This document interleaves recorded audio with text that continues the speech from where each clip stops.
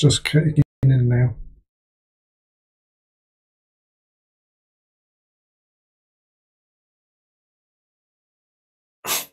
We're not on Twitch yet.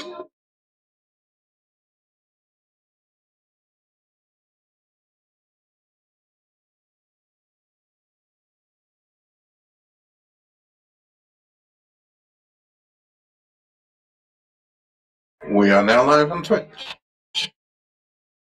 Huzzah! Hello, Twitch. Let's crack on then.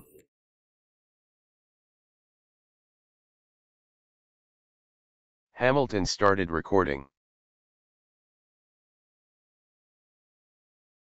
Channel, Acelister, link to mixer.com. Alright, let's get the show on the road. To Game Grin Podcast, thanks. It's Thursday, the 12th of October, and you're listening to the GrinCast. I'm your host, Hamiltonius, and the police are chasing me. And joining me this week are Ace. Hello. Cello. Dominoid. Good evening. And Catty. Hello. And also joining us is everyone watching us on their various streaming platforms, because this week is the Streamcast. We got a lot to get through today, including a nice little game at the end of the podcast about guessing the startup noises of various consoles.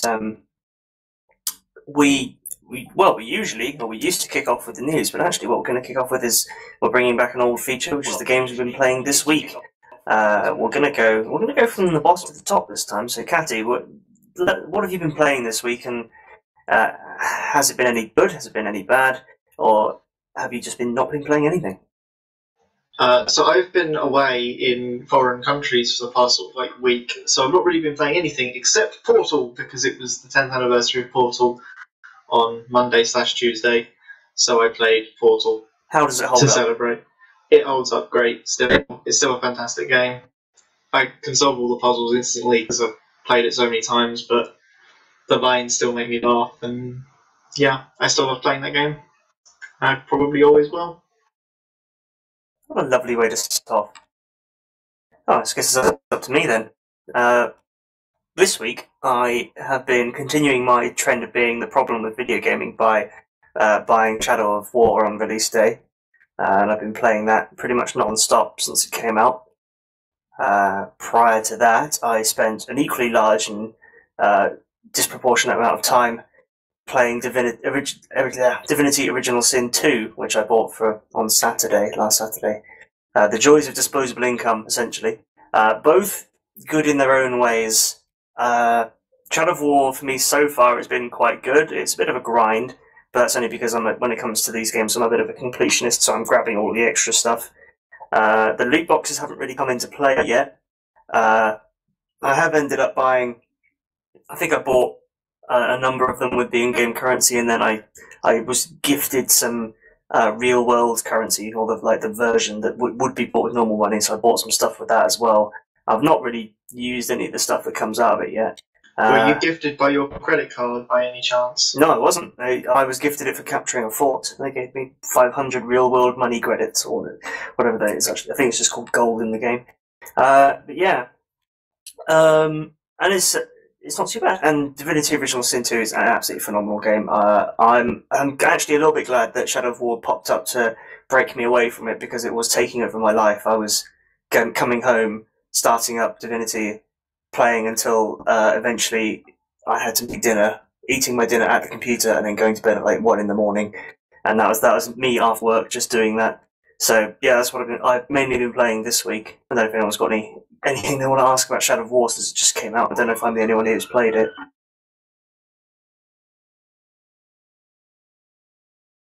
I know Shadow hasn't got any questions, because we had a thorough discussion about this earlier today on Discord. No?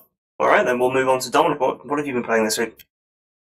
This week I have been playing Cuphead, which is really, really good. That's actually probably the game that made me decide to buy an Xbox last year. And then they announced PC shortly after, so it didn't matter. But that is like a proper old-fashioned, old-school hard game. I've seen the ending screen in that game more times, I think, by now, than the ending screen in any other game on the Xbox. It is. It's very disarmingly bitch hard. Like it's so charming and well made and so cartoony and brilliant that it will chew you up and spit you out. Ah, totally. And it's one of those games. It looks so distinct. It's just got this really striking. You can tell they've spent so much time making this game look like an old-fashioned 30s cartoon. Like there's real painstaking love in it, and because it's so charming, you don't mind so much that you keep dying. And it's very kind of.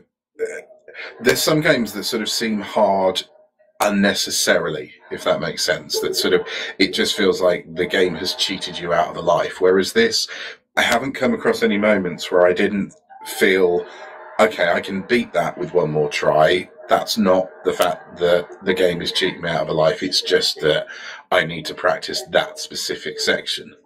And it's so satisfying when you finally do memorize exactly how that boss works and exactly what you need to do to take it down, and you finally see that completion screen. Yeah, it's so. And also, released on exactly the same day, I have been playing FIFA 18, because apparently I'm a sheep. But I'm a Brighton fan, and Brighton have had our own stadium and all of the players properly designed and so on. So it's a big thing for me. It's the first time my team has ever been properly featured in FIFA, rather than just there, but with generic player faces. Did you pre-order it though? I did, yes. I haven't bothered claiming the pre-order code Aha! thingy. So you're just as problem as I am. I am part of the problem. In my defence, I pre-ordered it the day before release, so it doesn't really count as a pre-order, does it? Yes. Yes. Okay, fair enough. So, it's out tomorrow. I'll buy it. I think I did the same thing. To be honest.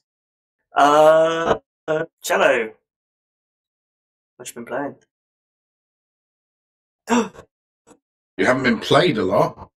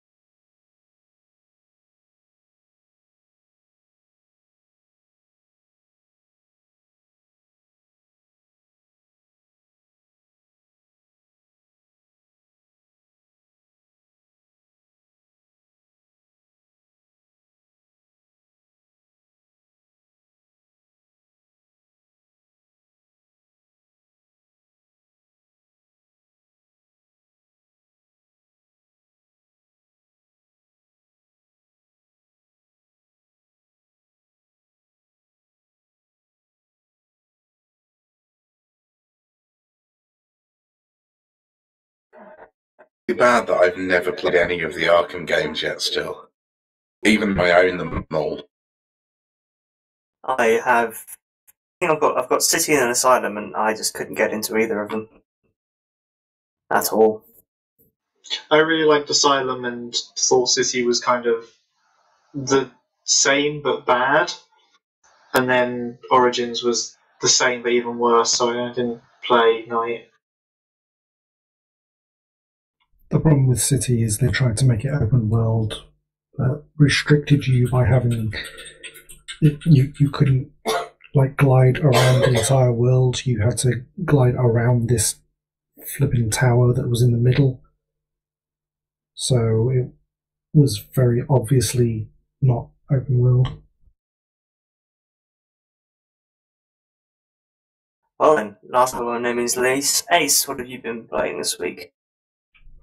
Oh. God bless you.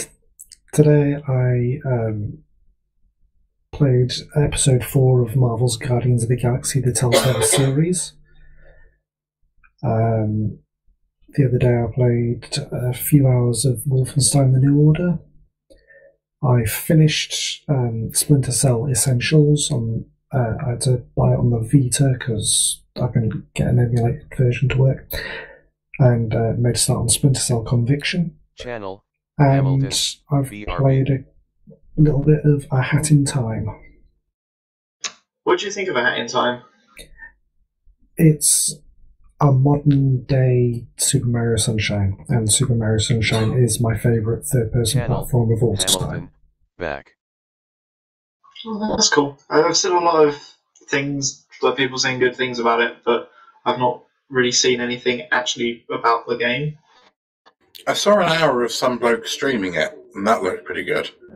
That was me. Oh, yeah. No, it's got that sort of, that typical platformer cheesy storyline, but then I think you kind of almost expect that nowadays. Yeah, it's quite a funny game. It's fully voice acted, so there's no random people going meh, meh, meh, meh, meh.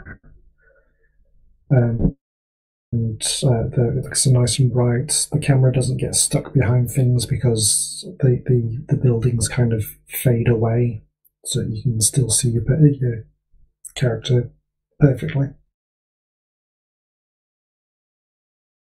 Well, we shot through that, didn't we? Only 10 minutes of games discussion. What do we call ourselves, gamers?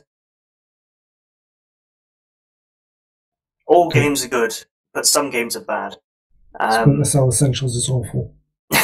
One game that's very good, or at least according to Edge anyway, is the upcoming Super Mario Odyssey, which the magazine gave a perfect 10. The magazine was delayed this month to... The excuse was, and I quote, to accommodate an exclusive embargo, which has now been revealed to be Super Mario. In its history, Edge has only given 19 other games a perfect score. Breath of the Wild was one of them. Yeah, it looked a good start for Super Mario Odyssey, and also just to append something to the end of this. A report from DigiTimes, which is hidden behind a paywall now, reveals that Nintendo has vastly increased the supply of Switches it plans to pump out this month and next month. I believe, I can't find it now because it's disappeared, but I believe it was around 2 million units a month. So they're gunning hard for that release day of Super Mario Odyssey. But I think, would we expect anything else really from Nintendo? To just interject, you said only 19 as if like that was a lot, but Edge have been around for nearly 25 years. True. Also, is this going to be the same as Born of the Wild or Breath of the Wild, whatever that game was called, where it's new big Nintendo game or the new big shiny Nintendo platform, everyone's going to love it, and then people are going to play it and go, actually... I mean, I don't know. I mean, it looks pretty damn good. I think a lot of people were carried away with the Wild, but I think it is still a very, very good game and probably warrants a number of the high reviews that it got. It's just, I mean, we said it so many times. It's one of those things where you have to wonder what the hell goes on in Nintendo when they can goof up so much and then end up still making these absolutely stellar games. I suppose, it's that video with Reggie in it from Nintendo Racers. It's all about making the game fun, and it seems that holding true to that ideal keeps getting them handed out these high numbers. There's not many other companies that consistently produce games with such highly rated reviews. I think it is kind of testament, like you say, to that ethos. We do hate on Nintendo a lot for being quite backwards with things and not moving on with technology, but I suppose that is the trade-off that we've got for the fact that they are always making really, really good first-party games. I genuinely cannot think of a bad, proper Mario game. I'm not counting the educational ones and the ones that they did on the CDI because they're not proper Mario games. Like all of the properly released on Nintendo Mario games, every single one without fail has been a really, really good game. They know how to make a great game. They just don't necessarily know how to make great hardware to go with it or how to run a business in modern sense. But they have fuckloads more money than most countries, so they're obviously doing something right. I think Nintendo, they're also one of the better companies for predicting when a game's going to come out. Because the last game, after doing a little bit of Google Foo, the last game they actually delayed was Animal Crossing Mobile in January of this year. And I don't actually remember this game ever releasing, so it couldn't have been that important. Then before that, it was Pokemon Go. Well, that wasn't technically theirs, was it? It was Niantic. Exactly. It wasn't. Breath of the Wild was delayed, like great amount, wasn't it? And that was this year. I don't think Breath of the Wild wasn't delayed. They just decided, oh, we're going to release it with the Switch. So that game was ready before it was released. Yeah, but it was announced for a 2016 release initially, wasn't it? So there was definitely a mark of it being delayed for their initial predictions. I think. I'm doubting it now. I'm going to have to go Google that.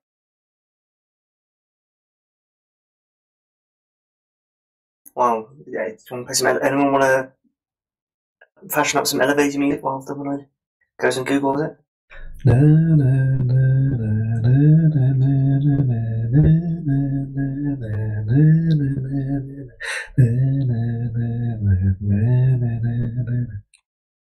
Totally was delayed. There we go.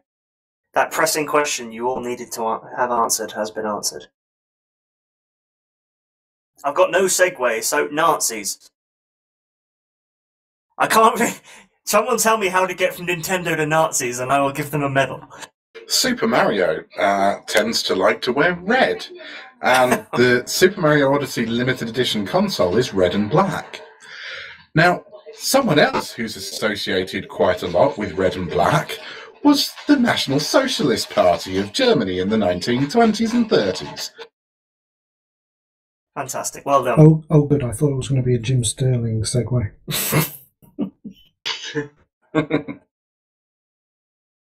Yeah, that's the way I may have gone. I mean, we could cut out the middleman by saying Japan was an ally of Germany in the Second World War. You guys are much better at this than me. I was just thinking they both begin with N. Well, we could also have gone.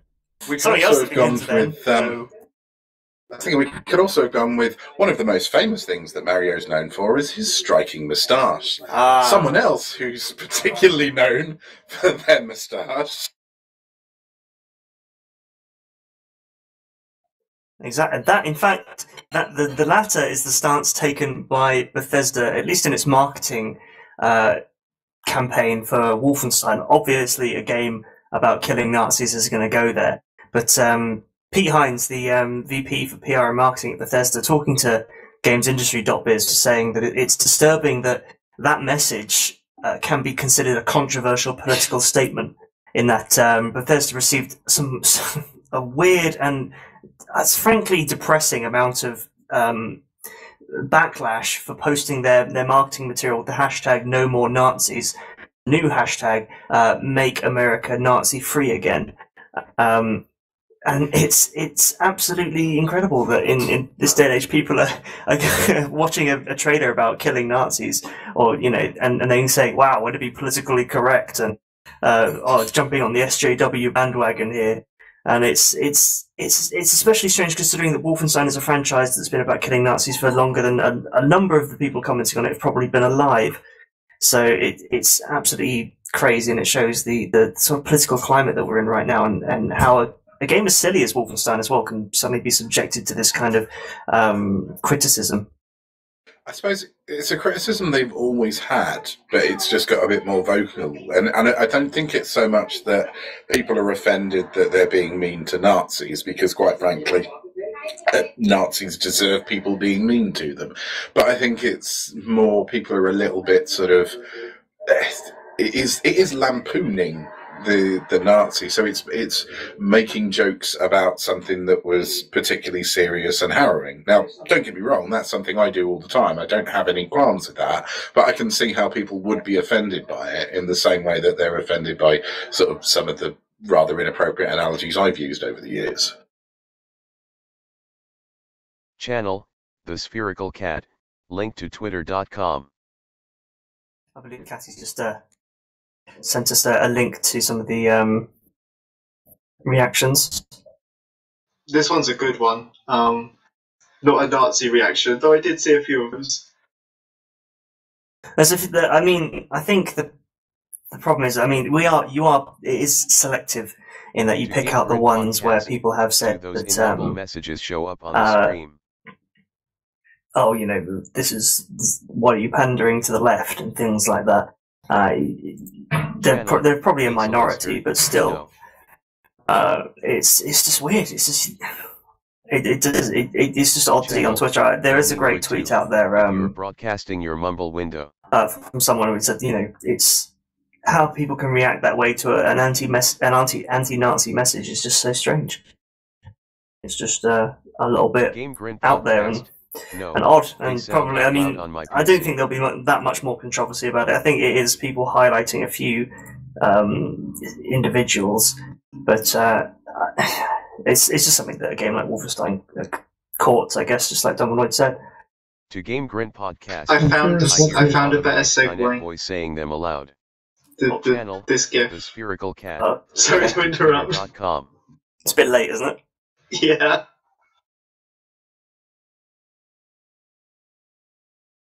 We'll move on from Nazis to something else that's caused a tiny bit of controversy. We'll see how it builds from here. A bit of a mistake, really, rather than controversial. Telltale Batman game used an image of the murdered Russian diplomat in Turkey in their game.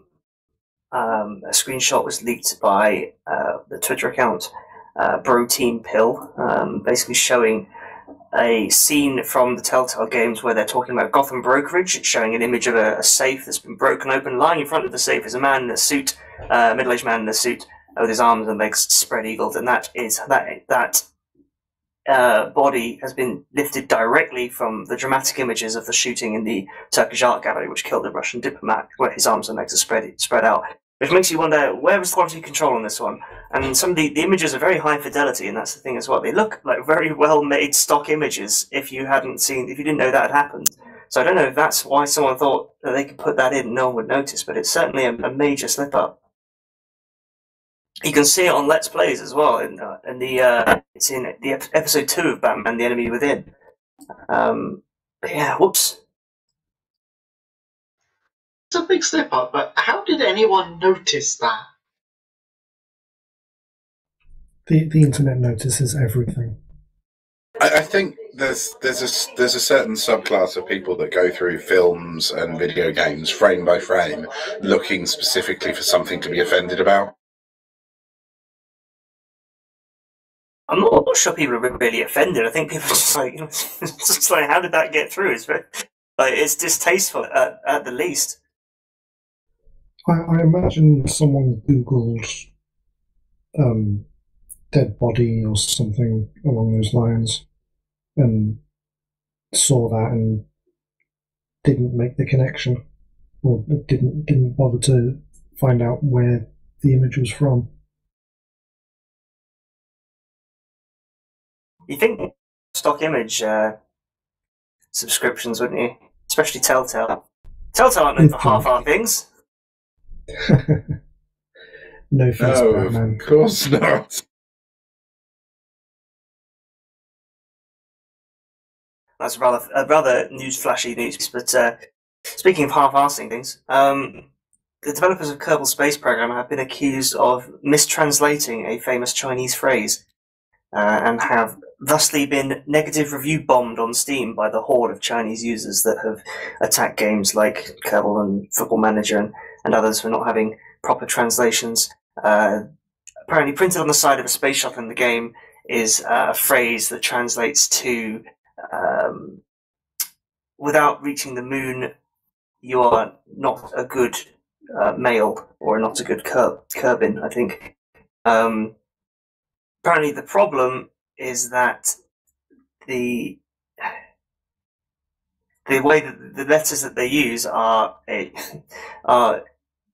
supposed to be used in a gender neutral way in Chinese, and so people are accusing them of kowtowing to political correctness. It's a very strange and very specific complaint that has resulted in the game being absolutely covered in negative reviews. I mean, come on, China, just play video games and enjoy them. I mean, I know there's like 2 billion of them, so there's a fair chance one of them's going to be annoyed at you for something you've done. Surely they're just using gender-neutral terms because they don't know the gender of the person at the keyboard. Political correctness gone mad. The idea is that they removed that phrase because people were complaining that it said you're a good male, or you're not a good male, sorry. But then people pointed out that actually it's a reference to a Chinese proverb which something along the lines of you're not a hero if you never got to the Great Wall, because the phrasing they used was gender neutral before, but because someone translated it in Google Translate, they got male, and then to the developers, and that's what the review bombing is about. Games, everyone. When do these changes that get rid of review bombing come in place? They're kind of already, yeah, they're not doing a great job. Yeah. Can you mark Steam reviews as helpful or unhelpful like you can on Amazon? You can't, can you? Yeah. Oh, really? Maybe we need to start some kind of like counter review bomb group where we just find things that are getting review bombed and mark all of them as unhelpful.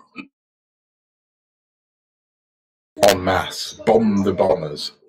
Having a look at the Kerbal Space Program page now, it has got the message of high volume of negative reviews detected, exclude button, so you can make them all go away and everything goes back to normal.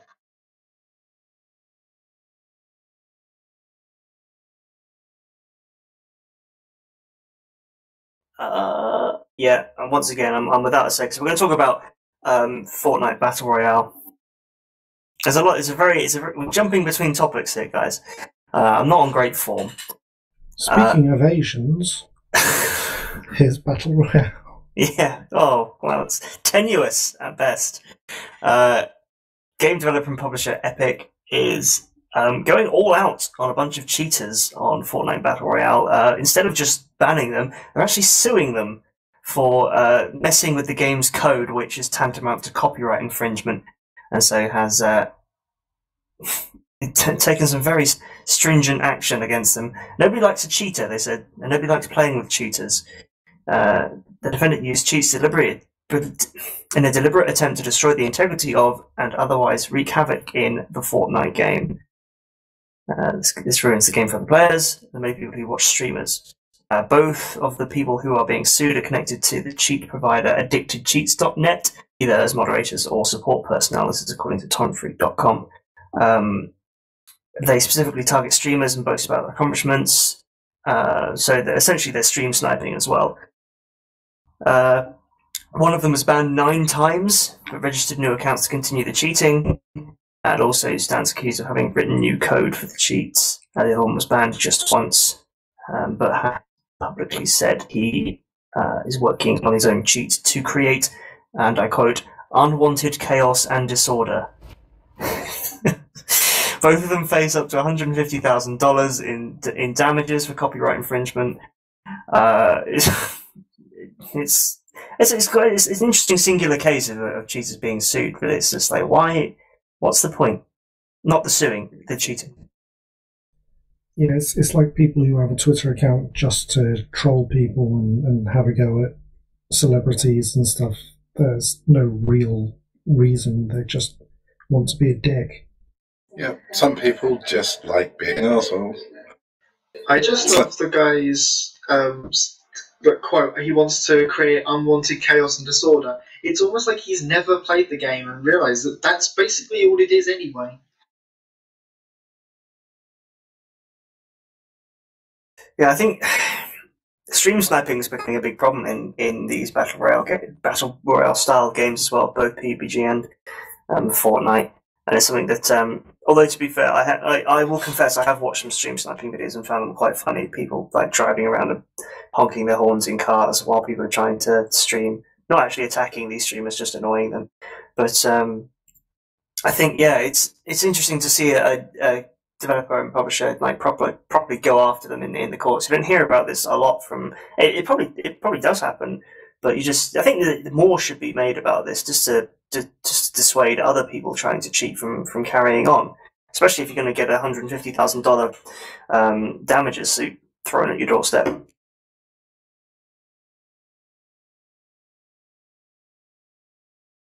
Everyone's being quiet because everyone else cheats. Personally, I'm fond of cheats, but not in multiplayer games.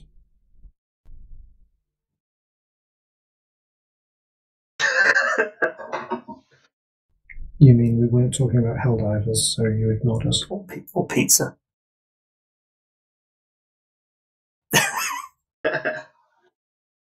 You could probably make the Helldivers logo out of pepperoni, so you could have a Helldivers pizza. Great, now we've lost Cello. And now we know what to get Cello for his birthday.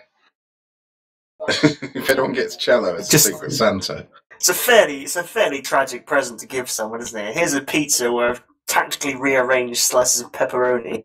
Oh no, I'm not doing it. I'm just gonna give the instructions to Domino's or whatever to rearrange it like this, and if they do it, they do it. They don't. Just send it like a Tesco's pizza. Other pizzas are available to Cello, and then just leave a note saying, "If you arrange the pepperoni like this, it'll look like the Helldivers logo. Enjoy." You just do that thing like you do with pizza places. You put it in the any other requests box. I've seen somebody ask them to cut the pizza into the shape of a pentagram once. That guy's my hero.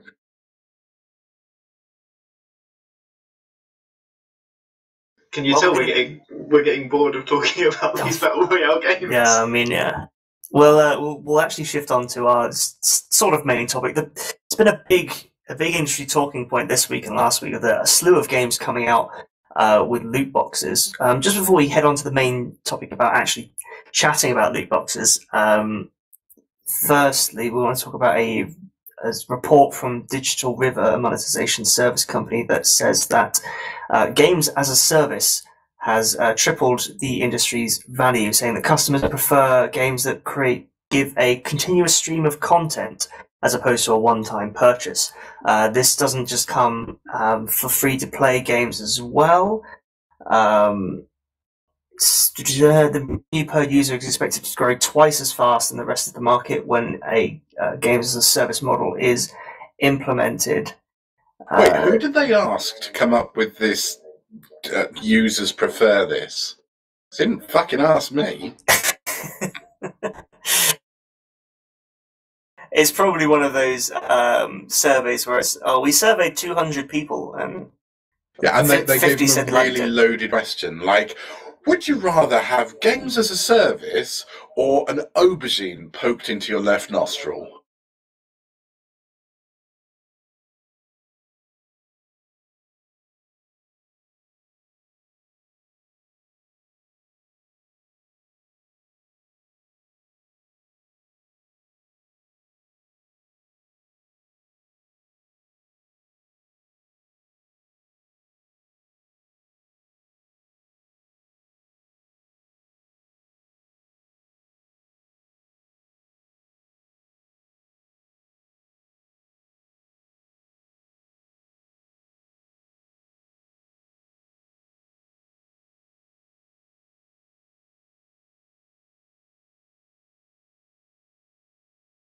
the report also says that in 2016, a quarter of all digital revenue from PC games, so this is PC games, so this is games with an upfront cost, so games you buy, a quarter of the digital revenue came from additional content.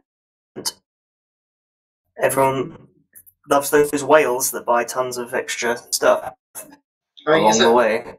Is that really surprising, considering that half the price of games these days is season passes and the DLC? To go back to a time when you bought a game and then you owned the game.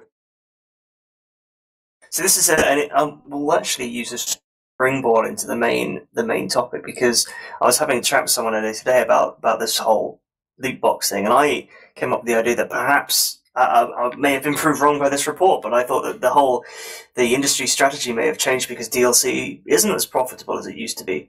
And now it's much easier to do something like Battlefront 2, which we will come to later on, offer people free DLC up front to get them to buy the game, and then use loot boxes and gambling mechanics to get people to fork out their hard-earned cash. So there's a number of games that have been accused of using loot boxes in the last week as a form of gambling, essentially.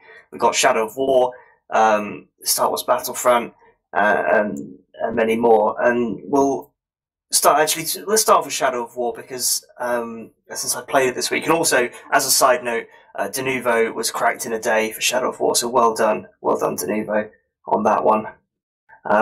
Just as a little side. But yeah, the main problem with Shadow of War's loot boxes is apparently when you get to the end game, there is a mode called, I can't remember the mode's name actually, but it's the end game segment just after the soft ending, where apparently, unless you want to buy tons of legendary war chiefs via the loot box system, it's really, really hard to get the true ending, because you have to do lots of grinding. And some people, I have read articles, and I haven't got to this point, so I can't weigh in myself, who've said that essentially if you play the game tactically with the end game in mind, and make sure that you always dominate and recruit higher up orcs on your way through, then you don't have to face that problem. But because it's not really advertised, some players hit that end game and gone, oh, if I want to get the true ending, I'm going to have to spend a hell of a lot of my time grinding on this game. And before we actually chat about that, there has been a ruling from the ESRB saying that loot boxes can't be seen as gambling. This is in an email to Kotaku, because there's an element of chance in the mechanics, and players are always guaranteed to receive in-game content. They compared it to collectible card games instead. So I'll open this out. What do people think of the industry discussion about it and the games that are coming out now and using loot boxes? I kind of do agree with the ESRB stance. I don't like the fact that they're not gambling, really, but essentially they are right. It's no different to collecting Pokemon cards and so on. But it is just, it feels cheap, and it seems more to me that they are trying to get that whole people get addicted to gambling, but this isn't technically gambling, so this is a good way to get people addicted. I mean, you've only got to look at how many newspaper stories there are about like 9-year-old kids getting addicted to FIFA Ultimate Team and spending a fortune on packs in that, to know that this is actually just getting people hooked on what is, to all intents and purposes, a type of gambling. Yes, you get something, but it's probably something of almost no value. So essentially it is like gambling, where you're either going to get something good or something which is basically worthless. I think the problem that the ESRB are facing at the moment is they want to call this gambling, but at the moment they only have two gambling descriptors, which are real gambling and simulated gambling. And loot boxes are kind of neither, because for real gambling you have to be able to lose money, whereas simulated gambling you don't have to lose things, but you can't get a simulated gambling one if you have to pay with real money.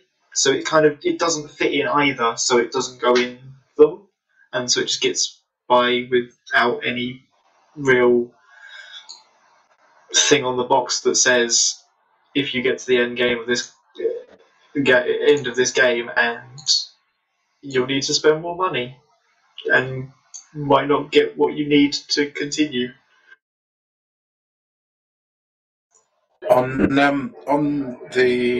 Game Grin, we've currently got a thing about the petition to state them as loot boxes by law, and Wowkey comes up with a very good point, whereby the dictionary definition of gambling is the wagering of money or something of value on an event with an uncertain outcome with the primary intent of winning money or material goods.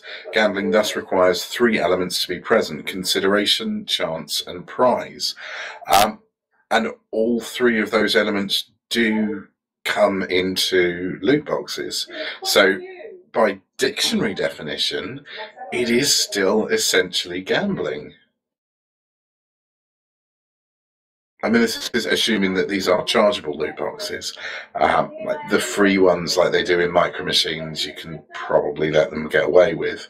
But anything where you have to pay for the boxes, I think there needs to be more of a crackdown on this, because that's ultimately the way that games are going, is sod producing content. Let's just get people to keep spunking cash on what are essentially digital equivalent of Pokemon cards.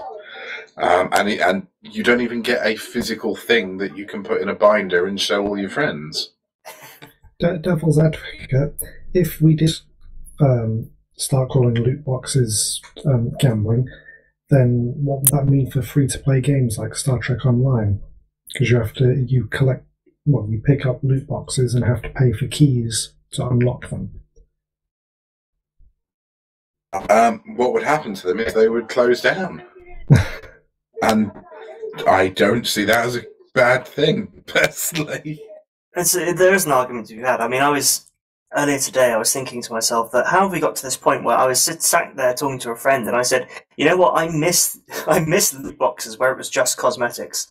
We were talking about, or comparing essentially Star Wars Battlefront 2 and, sorry to use your trigger word, guys, but Overwatch, where the loot boxes in Overwatch are purely cosmetic and don't really affect the game in any meaningful way, whereas in Battlefront 2, you can buy ability cards that, in some cases, can make you invulnerable for certain amounts of time. I believe there's one where you can play as Boba Fett, where if you get the highest tier card from a loot box, a third of damage against you is ignored for a certain time period. And because you get, you earn the ability points by doing better in the games, that means people who have these invulnerable cards can then earn an extra hero because they're doing extra well, because they're not taking, as much damage as the rest of people. And I think the line needs to be drawn where people should not, in a full retail release in a AAA game, pay to be better than everyone else. And it's not necessarily the industry's fault, it's also the consumer's fault, because where there are lazy people who are quite happy to throw money at a game to get further, that's the problem. People and I think that the thing that messes me up with Shadow of War as well is that I don't like the idea that there are loot boxes in what is a single-player game.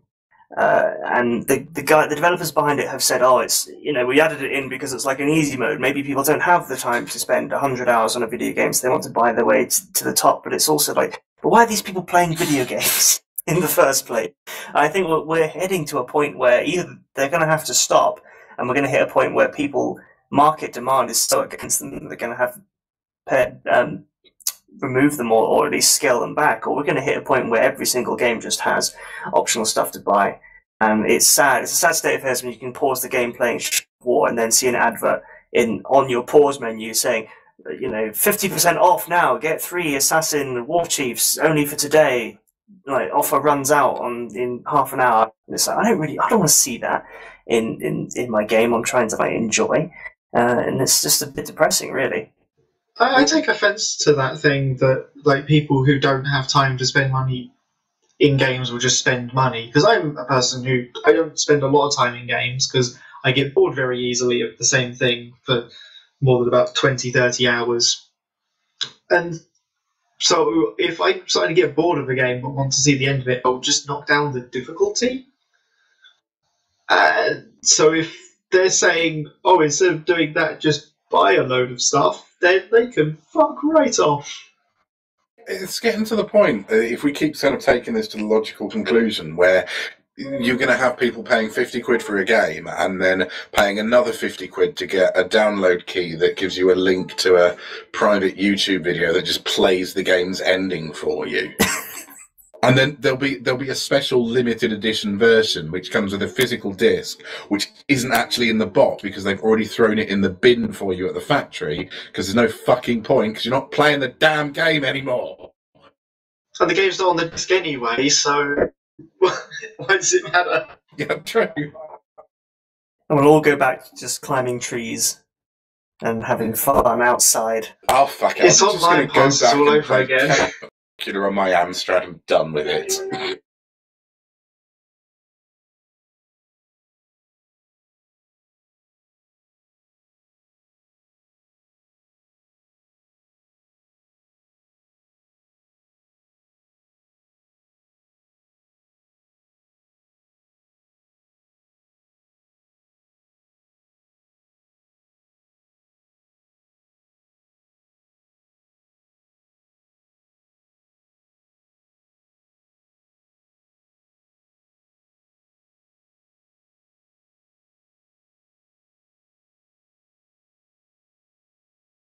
Mm.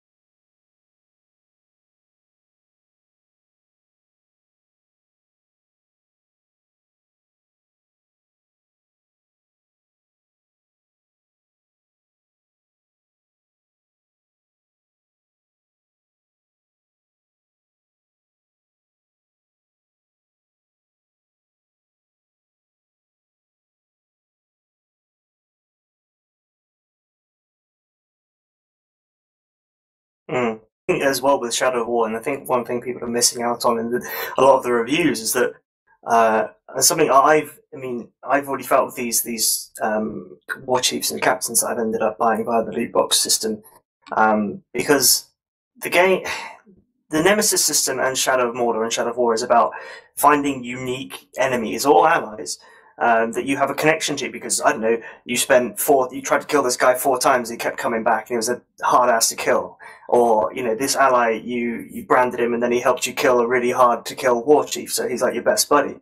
But if you can just buy someone who's, like, let's say you brand a war chief and you're like, hey, this guy's pretty good, he's level 20, he's got some great resistances, and you're like, I want to bring this guy with me throughout the game, and then Shadow of War is just like, why would you do that? Why not just press this button and get 3 who are much higher level, and you've got they've got better looking character models because you bought them in a loot box, and that means that they've got better stats, and then it just completely ruins the entire immersion of you finding your own companion and then bringing them up yourself. And another thing that has actually annoyed me about this game is that you can't, when you move between regions, you can't take your previous branded captains with you. You have to rebrand everyone again or fill it up with captains. And what's a quick way to fill up these areas with new captains, you'll ask? Buy lots of loot boxes.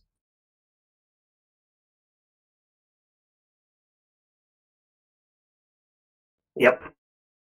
I like how I like how we started this cast with Alex saying that he didn't think loot boxes were affecting Middle-earth Shadow of War too much. They weren't until I bought them. I made the mistake of actually buying some. If I'd ignored them, then they wouldn't. But I ended up buying some because I was like, what? Let's see about. And now I've got like 30 war chiefs in like a gear pack that I can access via the start menu and just fill places with. And I don't know who these people are. To be honest, I don't care if they die, and that's a problem because you should care if they die. And you should care about these characters. I think I see what you mean. I've had the same issue with FIFA, because this is the first time in a long time I've bought FIFA at the point where it's actually relevant. So as in I bought FIFA 18 in the 2018 football season rather than usually I tend to get last season's because it gets quite cheap. So it's the first time I've actually gone, do you know what, I'm going to put this Ultimate Team thing on and see what it's all about. And there have been a couple of moments where I found myself going, maybe I could buy a pack. I haven't, but I can see how it would kind of end up getting that, just sort of that's a slippery slope. And that then suddenly that's then going to ruin it because at the moment my Ultimate Team has got a couple of players in it that I know aren't actually the best players there, but they play for my team, so I want them in there. And as soon as I go down that road of I'll buy some gold player packs, it's just all going to be about getting ever increasing numbers, and then all of that sort of care and attention with which I crafted the team is going to completely go out of the window. Yeah, someone I know was saying that they bought the game pre-ordered the game full price, and since the game released like 2 weeks ago, they've bought the game again twice in player packs things, and I'm sure they're still small fish in comparison to what some people have done. It's just it's not necessary to put it. I get that it makes a large amount of money, and I get that these are private companies, and private companies exist to make money. That's that's absolutely fine. But it's putting me off getting a lot of AAA games. I'm not considering Shadow of War because that system puts me off buying it. But the trouble is, I know I'm in a minority, and if people continue to keep putting money into it, Alex, then we're all fucked. Hey, I haven't purchased any loot boxes. You just said you bought one with in-game currency. Okay, I stand corrected. I didn't realise they weren't only. The highest tier in the game is hidden behind real currency. You can get low and mid-tier boxes for in-game currency, which is as well, really.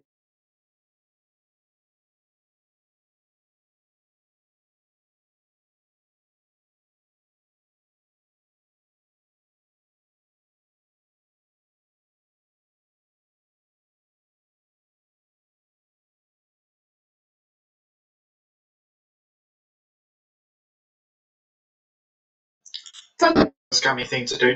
If you're doing a random chance thing, don't give different tiers of thing. Just have a box that you have a small chance of getting this really legendary thing, and it actually makes it worthwhile when you do get that legendary thing, rather than paying 20 quid and you have a 50% chance of this thing being alright.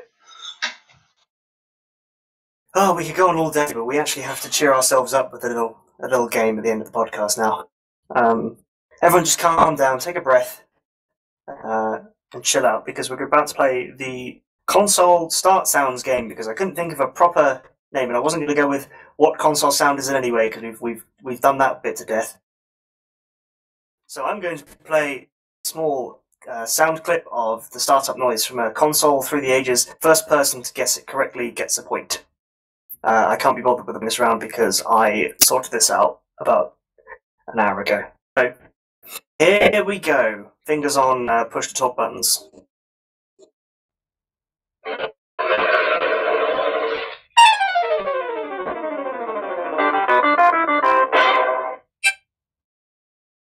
Anyone? Ooh, I'm actually stumped.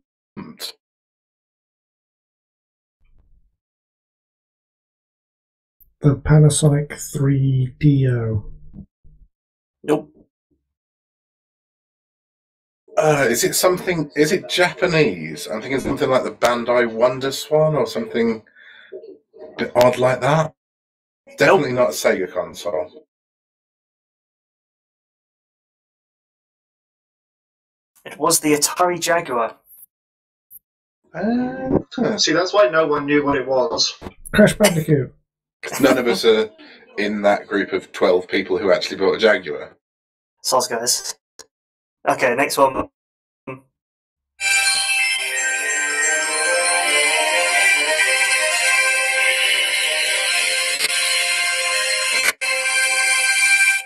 .3DO. It's the knockoff Legend of Zelda chest opening noise. Nope. Nope. Anyone? The Amiga CD. Oh, you are picking hard ones, aren't you? It gets easier. Next one. Was that the CD-TV or the CD32? CD32. Here we go.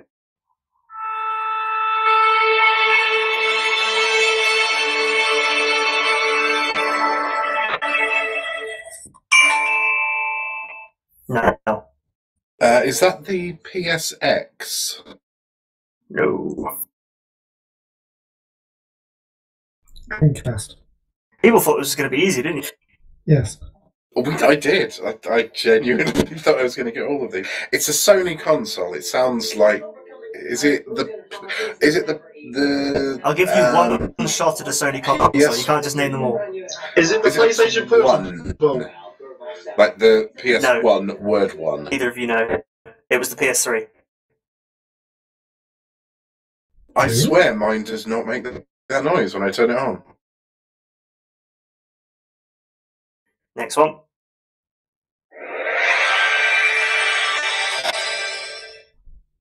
PlayStation. Nintendo 64. The first correct answer.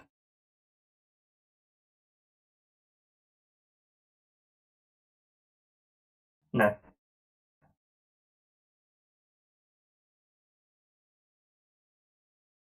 Okay, next one.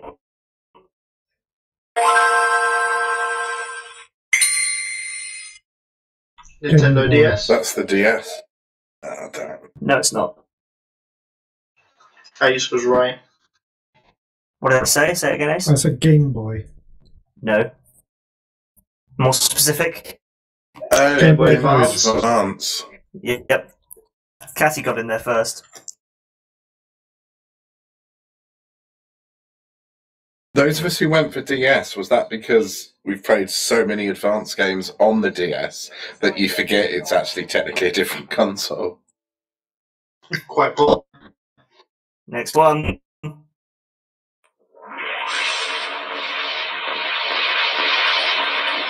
Oh no, that is the Dreamcast. No. Saturn. No.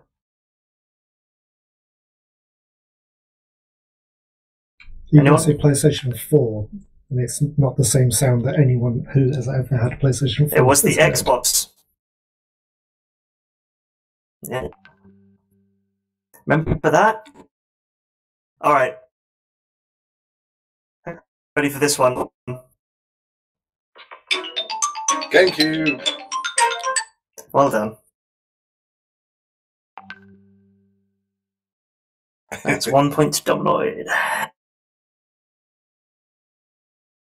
Here we go. Very quick one. DS. Yeah, there we go. Well done. Scores are racking up now.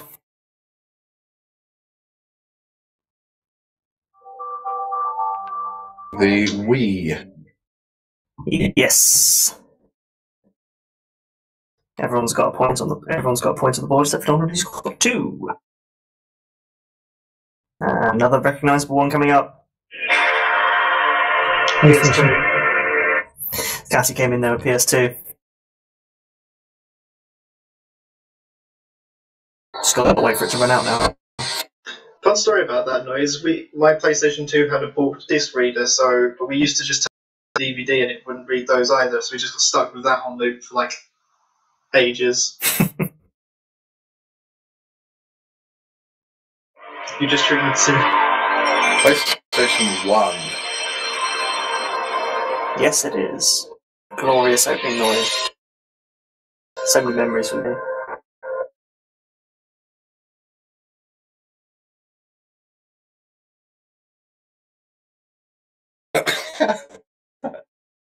You Next clearly one. never had an computer that played things by tape, did you?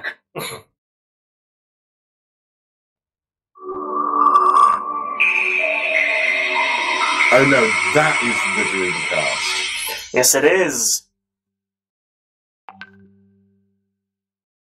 Dominoid is streaking ahead. And also streaking. I am. It's a good job this isn't a video podcast.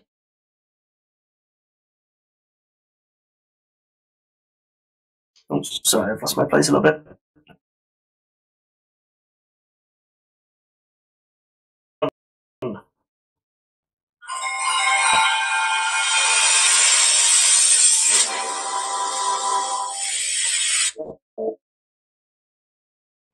Anything? Yeah. We've already had that. I recognise it, and it's going to bother me that I can't Saturn. work out what it is. I'll accept that. It's Sega Saturn.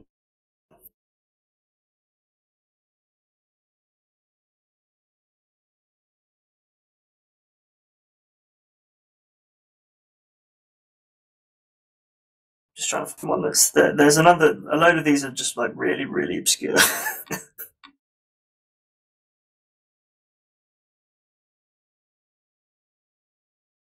Talk amongst yourselves. So, consoles, eh? Okay, we've got the next one.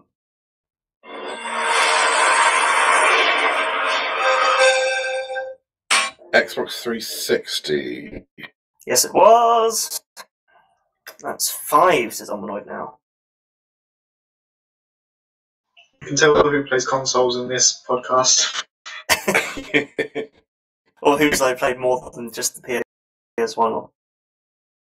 I think Last we can one. tell who collects consoles is the the finite answer there. Last one.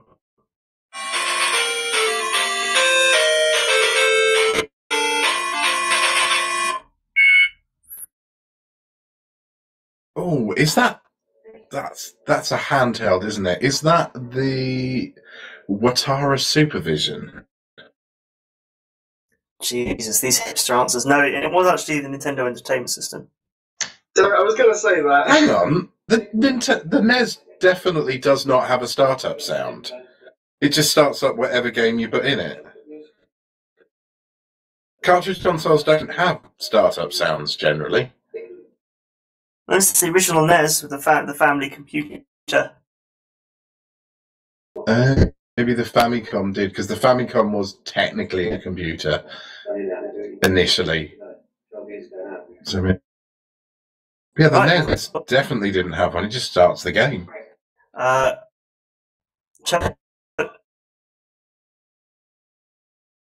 You could get a keyboard add-on for it, and accounting software and word processors and stuff. Tell us, Grandpa Dominoid. But I think it was a way of sort of marketing it, because what you need to remember is that the Famicom / NES came out around the time that we'd just seen the video game crash, so nobody wanted to buy a video game system, and that was why initially it came with like a toy robot thing, because then they could say, oh no, it's a toy, it's not a games console, and then after releasing 2 games that supported the robot, they went, nah, we lied, it's a games console, fuck that robot shit, we're not going to release any more games for it. Well, that's the end of the game, and the end of the podcast, and the end of the streamcast. The winner, in case you couldn't work it out, was Dominoid, with a grand total of 5 points. Catty and Ace were in second place with 2 points each, and Cello at the back with 1. Everyone got a point. So Everyone wins, really. It's all fair, yeah. I think the winner here is gaming.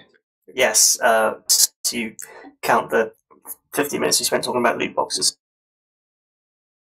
So, here comes my usual spiel. if you want to get in touch with us to discuss what you think about loot boxes, then you can get in touch with us on Twitter at GrinCast, or leave a comment on the Game Grin website where the podcast is hosted, which is www.gamegrin.com.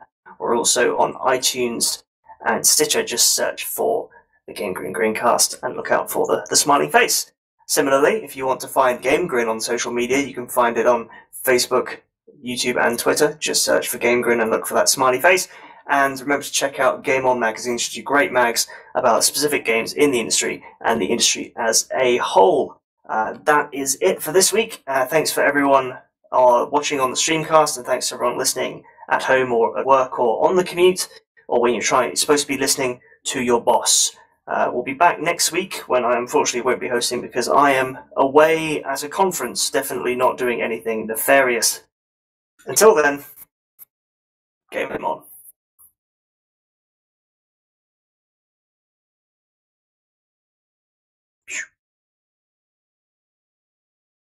And extra special bit at the end before we turn the stream off.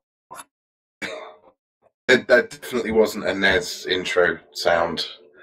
I'm intrigued. I feel like I need to get a Famicom now just to find out if it did, or if somebody just took one of the more common ones at the start of cartridges. Could be like, the Sega sound, which everyone thinks is the Mega Drive startup sound. To be fair, I just got it off a YouTube video, so... It might be that it does, but there was another one that was console startup sounds that had more contemporary ones in it, but like the way he mashed it together, they like faded in and out of each other. So I was like, oh,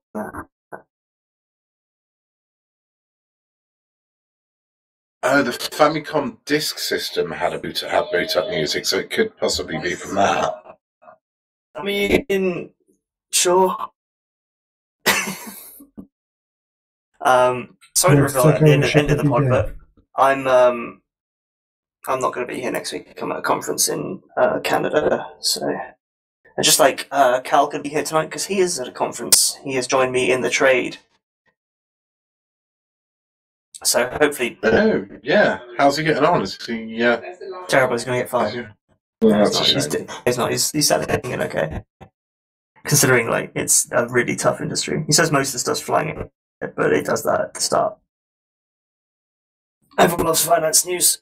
Right. The more I hear you talk about being a real journalist, the more I I'm quite enjoying being an amateur. Maybe I should keep it like that.